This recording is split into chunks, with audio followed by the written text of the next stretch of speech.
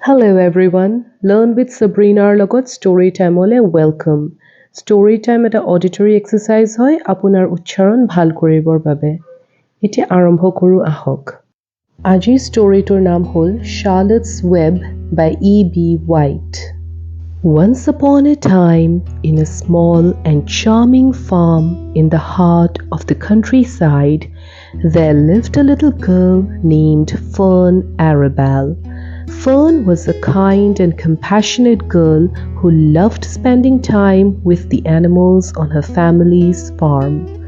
One spring morning, she rushed to the barn to see the newborn animals, and there she found a litter of adorable piglets.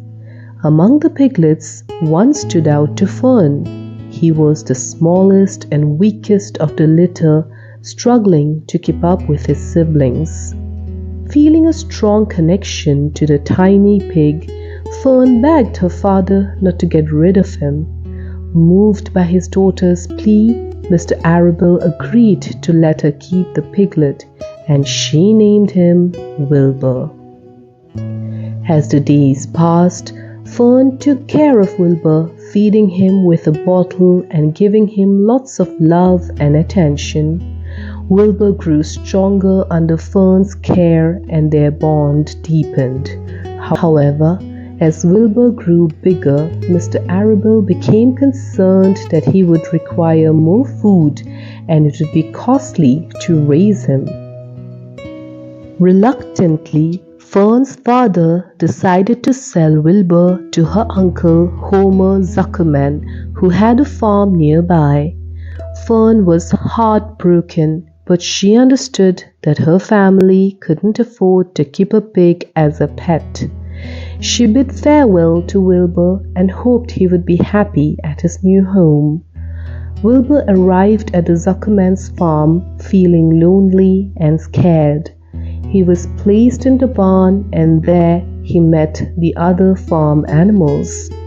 They were kind to him, but Wilbur still missed Fern and her loving presence. In the barn, Wilbur met a wise and mysterious gray spider named Charlotte. Charlotte was different from the other animals. She was patient, thoughtful, and could even write words in her web. Charlotte noticed Wilbur's sadness and decided to befriend him, offering her support and guidance. As the days went by, Charlotte and Wilbur became inseparable friends. She spun her web above Wilbur's pen, and in her silky threads she wrote words describing Wilbur as some pig. The other animals were amazed by Charlotte's talent and began to see Wilbur in a new light. News of the some pig spread beyond the farm. People from the neighboring towns came to see the extraordinary pig with praise written in spider silk. Wilbur became famous and the barn turned into a popular attraction. Wilbur's newfound fame didn't change him. He remained humble and kind, appreciating the friendship and support he received from Charlotte and the other animals. Meanwhile, Charlotte continued to weave words praising Wilbur's remarkable qualities like terrific and radiant. As summer turned into fall, Charlotte revealed to Wilbur that she wasn't feeling well. She had used all her strength to spin her webs and create words. Despite her declining health, Charlotte was determined to create one final web. She wrote humble to describe Wilbur, knowing it would be his last chance to escape the fate of most pigs.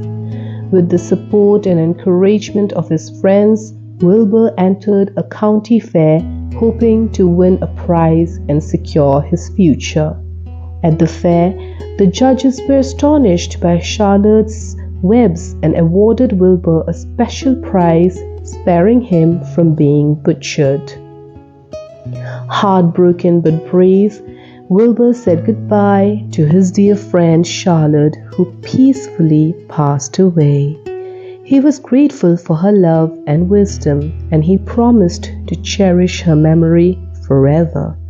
Back at the farm, Wilbur welcomed Charlotte's children, hundreds of tiny spiderlings who dispersed across the barn. They served as a reminder of the remarkable spider who had touched Wilbur's life.